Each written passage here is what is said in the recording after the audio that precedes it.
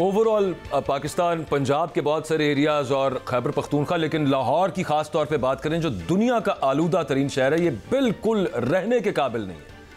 एक तो वैसे बहुत सारे और एतबार से दम घुटता है लोगों का कि सोसाइटी उतनी फ्री ना हो, लेकिन at the very same time जो हम नॉर्मल सांस भी लेते हैं वो लेना भी यहाँ पे बाकायदा मुहाल है। और उसकी वजह यह है कि एयर क्वालिटी इंडेक्स अगर आप देखें, एक होता है कि लाहौर वैसे जनाब दुनिया में आलूदा तरीन शहर है, नहीं, जो एयर क्वालिटी इंडेक्स है वो 11-1200 से क्रॉस कर गया। कल रात को रिपोर्टेडली लाहौर के मुख्तलिफ इलाकों में 1200 से ज़्यादा AQI था, जिसका मतलब है कि ये इट्स अनप्रेसिडेंटेड। इस तरह का पहले इतना गंदा मौसम हमने देखा ही नहीं है। और उससे क्या क्या मामलात होते हैं वो अपनी जगह पर, लेकिन ये हो क्यों रहा है इस पर कुछ बात करेंगे। और उसके अलावा इससे आपको मुझे क्या होगा इस पर भी कुछ बात करेंगे। लाहौर हाई कोर्ट में मैं आपको बताता जाऊं कि एक 3 साल की बच्ची ने, अमल सुखेरा ने, एक पिटिशन फाइल की with the help of her mother महक जफ़र के हवाले से, और उसमें ये कहा गया, बड़ी सादी सी बात है उसके अंदर, अली जफ़र साहब रिप्रेजेंट कर रहे थे इस 3 साल की बच्ची को कि बच्चे और बुजुर्ग ख़ास तौर पे ख़तरा है उनको बहुत ज़्यादा इस कदर जहरीली हवा में सांस लेने से। और इस्तदा क्या है उसके अंदर, सिर्फ ये इस्तदा है हुकूमत से कि आप एनफोर्स कर दें जो आपके एनवायरमेंटल रेगुलेशंस हैं, जो आपके डिपार्टमेंट्स हैं, वो सिर्फ काम करना शुरू कर दें। आपका एनवायरमेंट प्रोटेक्शन डिपार्टमेंट है, क्या कर रहा है एनवायरमेंट प्रोटेक्शन डिपार्टमेंट? 2-2 हज़ार के चालान काट रहा है। उसके अलावा जो एमिशन टेस्टिंग है कि गाड़ियों से क्या निकल रहा है, और प्रॉपर एक रेगुलर बेसिस के ऊपर जो EPA ऑफिसर्स हैं, एनवायरमेंट प्रोटेक्शन एजेंसी के जो ऑफिसर्स हैं, वो कोई इंस्पेक्शन कंडक्ट करते हैं? कोई गाड़ियां कभी ग्राउंड की गई हैं आज तक पाकिस्तान में? इस तरह का कोई मामला यहाँ पे नहीं हुआ। ये नौहा ही है, ये मजीद पढ़ेंगे भी हम, लेकिन हमारे साथ पहले डॉक्टर राशिद ज़िया साहब मौजूद हैं, ENT स्पेशलिस्ट हैं। बहुत शुक्रिया डॉक्टर साहब आपके वक्त का।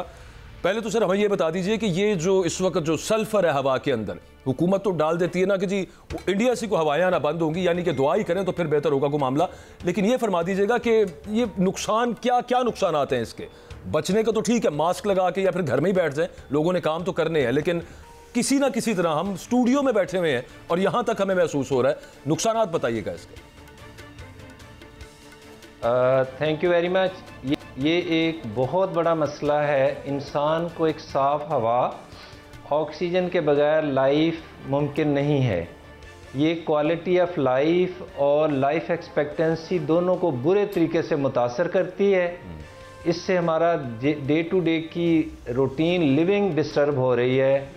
इससे हमारी आंखें, नाक, गले के अलावा लंग्स भी इफ़ेक्ट होते हैं। जी जी। ये आपने बजा कहा कि छोटे बच्चों में 5 से 6 साल के बच्चे छोटे और बुजुर्ग ज़्यादा अफेक्ट होते हैं। वो लोग जिनको सांस के मसाइल ऑलरेडी हैं, ब्रोंकाइटिस है, दमा रहता है, शुगर अनकंट्रोल्ड है, ब्लड प्रेशर है, ये हमारी हवा में ऑक्सीजन का तनासब काफ़ी हद तक डिस्टर्ब हो चुका है। इसमें ख़ास तौर पे कार्बन और सल्फ़र के पार्टिकल ऑक्साइड की सूरत में इंसानी सेहत को, इंसानी नर्व्स को, इंसानी टिश्यूज़ को बुरे तरीके से डैमेज करते हैं। जहर है ना डॉक्टर साहब ये, और ये अंदर जाके करता क्या है ये ज़रा नाज़रीन को बताइएगा। ये चीज़ें हमारी नर्व्स को, हमारी सांस की नालियों को बुरे तरीके से डैमेज करते हैं। आप इसका सिर्फ एक मिसाल लें कि इसमें जो सिर्फ कार्बन मोनोऑक्साइड जो धुएं से एमिट होती है, स्मोकिंग करने वाले के साथ भी हो रही है, जलाने वाले चीज़ों से भी होती है। एमिशन को तो हम टोटली रोक सकते हैं। ये ग्रे लंदन और ब्राउन लॉस एंजलिस हो चुका, लेकिन उन्होंने चंद सालों में ये इसको ख़त्म कर लिया, आलमोस्ट मिनिमाइज़ किया। ये हम जिस तरह हम एक ज़िंदा कौम हैं, ग्रेट इंस्टीट्यूशंस हैं, हम सिर्फ 2-3 काम कर लें कि एमिशन रोकते हैं। जिस तरीके से हमने वार फुटिंग पे ये कोविड को बिल्कुल ख़त्म किया है, कंट्रोल किया है, लाइफ को बेहतर किया है। आपकी बात बिल्कुल दुरुस्त है। मैं सिर्फ जानना ये चाह रहा हूँ कि ये सल्फर जो आपके अंदर जाता है वो जाके क्या करता है, रिएक्ट क्या करता है? वो मतलब वो कैंसरस हो सकता है, वो अंदर जाके आपके लंग्स को क्या नुकसान पहुंचाता है, आंखों को, कार्बन और नाइट्रोजन के ऑक्साइड कंपाउंड्स हमारी बॉडी में ऑक्सीजन की कैरियर सिस्टम को रोक देते हैं। अच्छा। कार्बन मोनोऑक्साइड जो कार्बन की सबसे बुरी शक्ल है, ये 200 गुना से भी ज़्यादा हीमोग्लोबिन के साथ, रेड ब्लड सेल के साथ अटैच हो जाती है और सांस लेने में दुश्वारी फील होती है। आप कैसे जैसे धुएं और मिट्टी के तूफान में अटे हुए हैं, उसमें आपकी परफॉर्मेंस, इरिटेशन, ब्रेन की इरिटेशन बढ़ जाती है। इससे मेरे भाई हमारी नर्व्स डैमेज होती हैं और in the long run certainly इसमें कार्सिनोजन, को कार्सिनोजन मौजूद हैं। आप जो सल्फर कह रहे हैं, ये ज़्यादा डीजल और डीजल की गाड़ियाँ और डीजल के इंजन आलमोस्ट शहरों से दूर शिफ्ट होने चाहिए। एमिशन आलमोस्ट रोका जा सकता है। ये सल्फर जहाँ पे भी था वहाँ पे कैंसर वाले पेशेंट की तादाद बहुत ज़्यादा हुई है और इसको 100% रोका जा सकता है। और ये कार्बन, नाइट्रोजन और सल्फर के जो ज़रात हैं ज़्यादा एडल्टेड ऑयल में भी आते हैं, चीज़ें आने से भी आते हैं, ज़्यादा हमारी गाड़ियाँ, व्हीकल, इस पे सर्टनली सही बात है कि एमिशन रोका जा सकता है। इंतहाई काबिल एहतराम डॉक्टर साहब, आप जो फरमा रहे हैं, हमें बात आपकी कुछ समझ आ रही है कि आप फरमा रहे हैं कि सल्फर डाइऑक्साइड है, हाइड्रोजन है, अमोनिया गैस है और 276 केमिकल्स जो हैं वो स्मोक के ज़रिए अमेजिस का खदशा है। यहाँ तक तो बात हम आपकी एग्री हैं। हम आपसे दो बातें पूछना चाहते हैं। पहला सवाल तो ये है कि हिफाजती इक़दाम अब हमें क्या करने चाहिए, एक, और दूसरी मेरी आखिरी बात, क्या आप समझते हैं कि स्मोक लाहौरियों को मार डालेगी और हमारी जो उम्र है वो इस स्मोक की वजह से कम हो रही है? ये दो बातों पर आप टेक दे दें सर। ये दोनों चीज़ें बिल्कुल आप ठीक कह रहे हैं। क्वालिटी ऑफ लाइफ भी डिस्टर्ब हो रही है, एक्सपेक्टेंसी ऑफ लाइफ भी कम हो रही है, लेकिन हमारे पास एक्सपोजर टाइम कम होना चाहिए। अपने नाक को, गले को और हाथों को बार बार पानी से धोया जाए और जब भी आप घर पहुँचें ज़रूर स्टीम ले लें, लंबा बाथ ले लें और ऑफिस में जब भी आप बैठे हैं पानी के सिप्स लेते रहें and behave like Japanese and Chinese. Warm drinks थोड़े से ज़्यादा लें और सोते हुए वार्म ड्रिंक लाइक दूध का कप एक ज़रूर ले लें। इन दिनों में प्लीज़ हर बंदा चिल्ड चीज़ें, आइसी चीज़ें, ज़्यादा स्पाइस, इसको रोक दें। इससे हम काफ़ी हद तक बच सकते हैं, लेकिन इक्वली ज़रूरी है कि इस मौसम में is a best time to go for the flu vaccine. ये अमेरिका जैसे कंट्री में हर बंदे को फ्लू वैक्सीन इस सीज़न में लगता है और साल में 2 दफ़ा लगता है। हम चलें एक दफ़ा सारे लोग फ्लू वैक्सीन ज़रूर लगवाएं, ख़ास तौर पे बच्चे और एडल्ट्स जो एज 65-60 से ज़्यादा है। कोल्ड फ्लू का वैक्सीन शॉट्स अवेलेबल हैं, ये अमेरिका के मेक के हैं, WHO वेरीफाई हैं। ये लगवाने से भी काफ़ी हद तक हम इससे तदारक कर सकते हैं। बिल्कुल ठीक है, बहुत शुक्रिया, थैंक यू वेरी मच, कीमती वक्त हमें दिया। बात यही हो रही थी शहजाद भट्ट साहब, वही बच्चों को और बड़ों को, बुजुर्गों को, मतलब ये सबसे ज़्यादा मुतासिर करती है। एंड अगेन वो बड़ी सादा सी बात जो आपने भी की कि ये तो उम्र कम करने वाली, उम्र घटाने वाली बात है। इस वक्त जिस हवा में हम सांस ले रहे हैं, और एक है कि हार्मफुल, एक है वेरी हार्मफुल। उसके बाद जो कैटेगरी है ना, मतलब वो है हैजर्डस, जिसको आप किसी भी AQI एयर क्वालिटी इंडेक्स पे जाके देख लीजिए, जो इस वक्त लाहौर का मामला है। और पंजाब हुकूमत क्या कर रही है, वो कह रहे हैं जी इंडिया से आ रही है, हवाएं चल रही हैं, हवाएं बंद नहीं होंगी, हम क्या करें इस मामले का? बाजवा साहब, आप दुरुस्त फरमा रहे हैं, जो पंजाब हुकूमत कह रही है इंडिया से हवाएं आ रही हैं। अच्छा, दो बातें कर लेते हैं।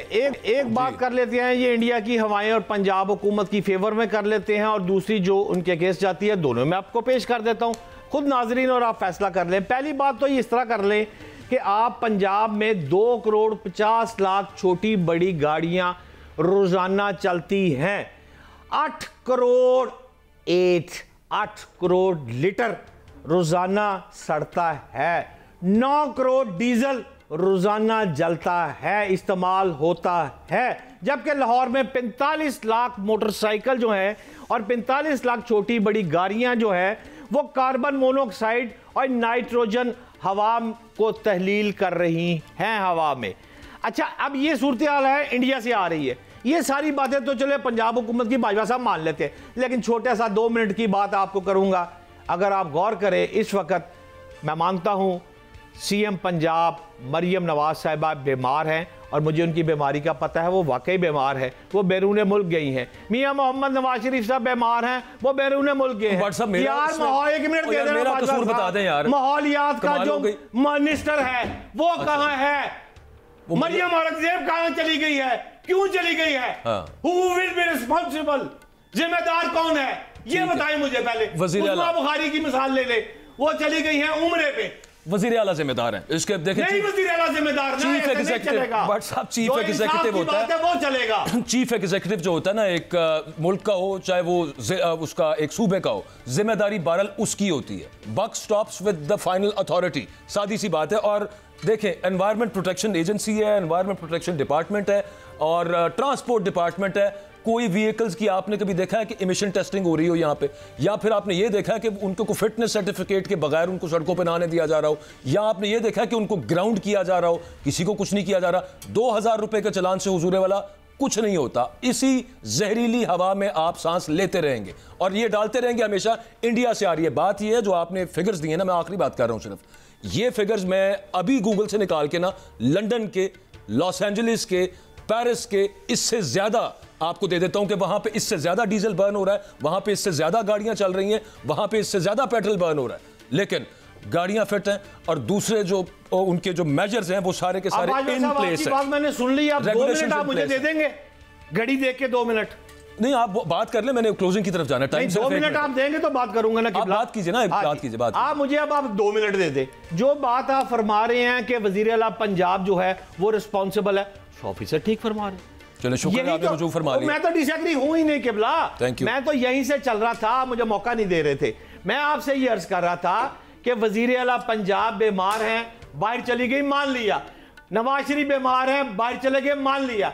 जो माहौलियात की मिनिस्टर हैं मरियम औरंगजेब साहिबा, वो क्यों बाहर गई हैं इस मौके पर जब लाहौर ये पूरा पंजाब मर रहा है? बात ठीक है। मैं आपसे ये कह रहा हूं, उसके बाद उस्मा बुखारी वो चली गई हैं आज उम्रे पे। उस्मा बुखारी साहब ने कुछ नहीं करना, वो तो इन्फॉर्मेशन की मिनिस्टर है, लेकिन मरियम औरंगजेब साहब वाली बात आपकी ठीक है। यार मैं क्या करूं, 2 मिनट तो तुम देते ही नहीं हो। मैं तो यही तो पीटता हूं। मैं नाज़रीन ये स्मॉग का असर हो गया और प्रोड्यूसर साहब कह रहे हैं कि टाइम खत्म हो गया। प्रोड्यूसर साहब तो छोड़े, मेरी बात होने दे मुकम्मल। आज करे मुझे मुकम्मल करने दे। मरियम औरंगजेब साहिबा बाहर गई हैं, ठीक है। उस्मा बुखारी चली गई हैं बाहर। मलक अहमद खान इजलास करते हैं और उसके बाद वो चले जाते हैं स्वीडन। वो है स्वीडन। अगली मिसाल लें, लॉ मिनिस्ट्री, CNW का मिनिस्टर शोएब अहमद भरत और हजूर अनवर, उसके पास सूबाई वजीर कानून का जो होता है वो सिर्फ एक्टिंग है। और खुदा की कसम सीधा कहूंगा, इस वक्त वजीर आला पंजाब अगर शहबाज शरीफ होता तो अब तक स्मोक को सस्पेंड कर चुका होता, मुअत्तल कर चुका होता। और इस मौके पर हैरान हूं मैं कि हमजा शहबाज साहब, वो आप सो रहे हैं, क्यों सो रहे हैं? मरियम नवाज साहिबा अकेली नहीं चला सकती, आपको मैदान में आना पड़ेगा। लाहौर ये मर रहे हैं, यही तो वक्त है। चलें जी भट्ट साहब, अब मैं आपकी इस्तदा भी आ गई और मेरा ख्याल है शहबाज शरीफ साहब को चाहिए जी वजारत उस्मा छोड़ के वो पंजाब को जरा देखना शुरू कर दें दोबारा, तो शायद स्मॉग का कोई हाल बेहतर हो जाएगा। लेकिन महकमे होते हैं, उनका काम ये होता है कि उन्होंने अपना काम, डिस्पाइट द फैक्ट कि गवर्नमेंट उनको कह रही कि नहीं, अफसरान की भी तो कुछ जिम्मेदारी है, वो उन्होंने वो पूरी तो कम अज़ कम करनी होती है। वो कहाँ पर है हमें उसका भी नहीं पता, लेकिन हम इस जहरीली स्मॉग के रहमो करम पर हैं। अल्लाह ताला हम पे रहम करे। जो सूरत हाल भट्ट साहब बता रहे थे, सारी बाहर निकले हुए हैं, वहाँ पर तो ठीक हवाएं आ रही है, लेकिन हम यहाँ पर क्या करें? बस जो आज हाई कोर्ट ने ऑर्डर जारी किया है कि इदारों को कहा कि यार आपकी जो रिस्पॉन्सिबिलिटी कम अज़ कम वो पूरी करें।